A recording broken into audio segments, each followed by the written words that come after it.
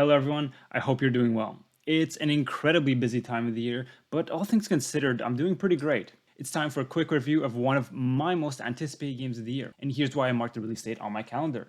A Plague Tale Innocence was a surprise hit, and one of the most remarkable games of 2019. It came as such a monumental surprise because previously, Asobo Studio was known for making video game adaptations of Pixar films such as Ratatouille, WALL-E, and Up. From then on, it took about 10 years of making various Disney adventures and collaborating on sports games before making a drastic left turn with A Plague Tale Innocence. Rather than the kid-friendly gameplay, here we had a devastating tale in 1943 France, filled with carnage by mankind or by a plague of monstrous rats. But at the core of it all was the relationship between the protagonists, Hugo and Amicia. Their trials and tribulations have made a powerful impression on us all. Once again, it was a most unexpected surprise to see such a nuanced project from a studio like Asobo.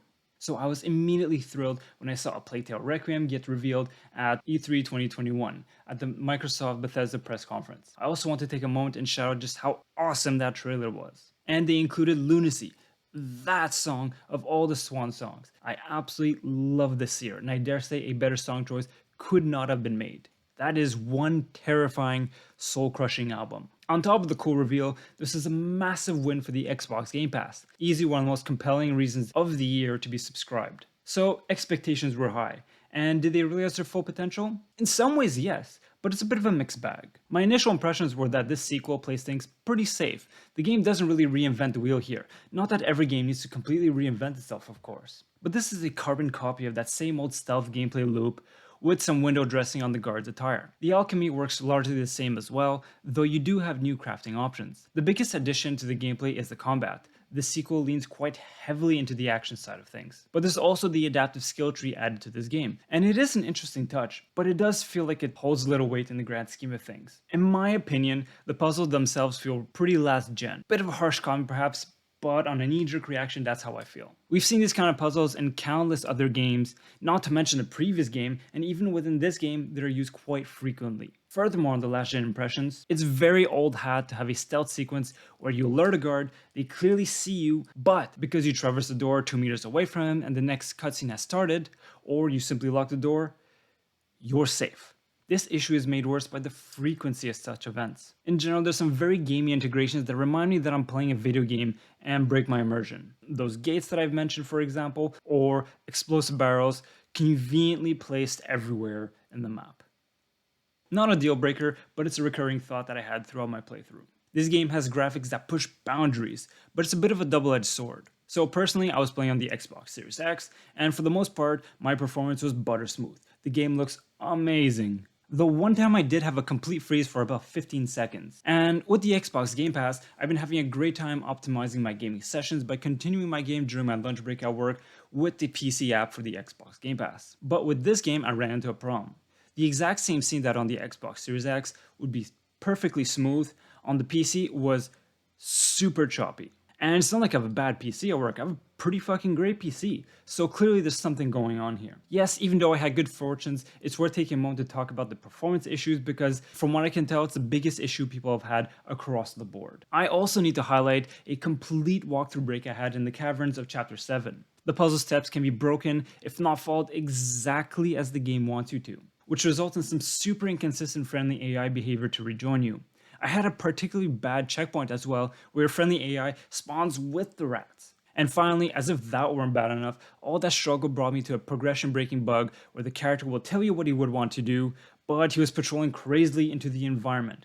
Completely broken. Honestly, I just had to reload the chapter and lose some progress. It left a sour taste in my mouth with the game, but thankfully that was the only time that anything quite so severe happened. Now, I did say that the game has boundary-pushing graphics. This is true, but as beautiful as the character models are, and they are beautiful, they feel a bit wooden in their animations. Lip syncing in particular seems rudimentary. Normally, I wouldn't care so much, but seeing as this is a heavily character-oriented story, this kind of issue is going to come up often because your focus is very much on the character. And though they do fare better in polished cutscenes, even then it's kind of rough around the edges, but the banter during gameplay sequences particularly hurts the presentation. It sounds really harsh saying it, but it feels like little to no effort went into this part of the game's presentation. And this weakness is all the more apparent when contrasted to the incredible work done on the environments of this game. Truly, A Plague Tale Requiem has some of the most outstanding environments I've seen all year. Some of the most beautiful horizons in any game to date. The cities are densely detailed, and the game has quite a variety of locations. The weather VFX are great, and I particularly love the rain. The gore is realized in too much detail perhaps. It's absolutely disgusting. But the showstoppers are the fire effects and their gargantuan waves of rats. It's simply awe-inspiring in its terror. The scale that Requiem brings to the screen is massive. It's a giant contrast to Innocence, where everything was close quarters and intimate. Some of the locations in Requiem are several times larger than the biggest areas in the previous game. I've even heard some folk compare them to some of the open world areas of Uncharted 4 and Madagascar. I think the comparison makes sense, and I'm not going to spoil any further. Indeed, everything about this game is bigger. The action sequences are more frequent and explosive. There are even quite a few chase sequences, which are used to great effect. And the events raging in the background are simply insane. I already mentioned this, but it's worth repeating. The dense cities, landscapes, and horizon, the game is filled with incredible vistas. And once again, the waves of rats borders on the absurd. It's quite a technical achievement, honestly. And through all that madness, the beating heart of the game remains with the characters and their intimate and tragic story. These are some trying times for young Hugo and Amicia, and they are pushed to the extremes. It's a violent and devastating tale. In the midst of all the carnage, their love for each other and the bond they share remains as a source of hope throughout this horrifying adventure. The voice acting performances for both are top-notch. It's an incredible roller coaster of emotions and pulls on the heartstrings. And I must say that some of the new supporting characters are a very nice touch indeed. They add a lot of meaningful weight to the narrative and gameplay. After a while, it started to give off this iconic feeling to me. At one point, I was even thinking of Lord of the Rings: The Fellowship of the Ring. I was specifically thinking of the Mines of Moria during one of the chapters in the game, but then I realized that there are quite a few similarities to the Fellowship itself. When I think about it, young Hugo is very much a parallel character to Frodo. There's also some serious midsummer vibes I get in some sequences of the game, though I'm not going to expand on that any further. Finally, the music and sound design are still a very powerful force in this sequel, as it was in Innocence. Luckily, it's not all reused, and even then, who can complain? The sound hailing the incoming rat swarm has become one of the most iconic gaming sounds in the recent years. There are some truly memorable moments throughout the game that become so much more potent thanks to the music. Honestly, it makes me shudder.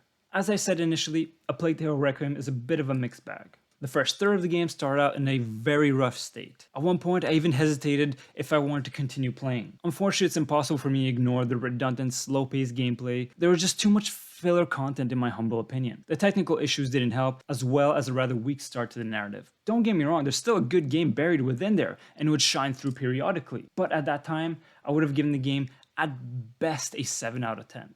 Now, that being said, the final 2/3 of the game completely redeemed the experience and caused a massive sea change in my overall impressions of the game. There were several moments where my jaw just hit the floor, and these will be in ways you won't see coming. Trust me, this game has more than a few very clever tricks up its sleeve. Therefore, I'm confidently bumping A Plague Tale Requiem to an 8 out of 10. Holy calamafuck, what a hell of an adventure. And that is all for today. I got a bunch of videos that I want to do in a relatively near future, so stay tuned. The renovations are almost complete at home, so I can finally start creating some sense of peace and order back into this household.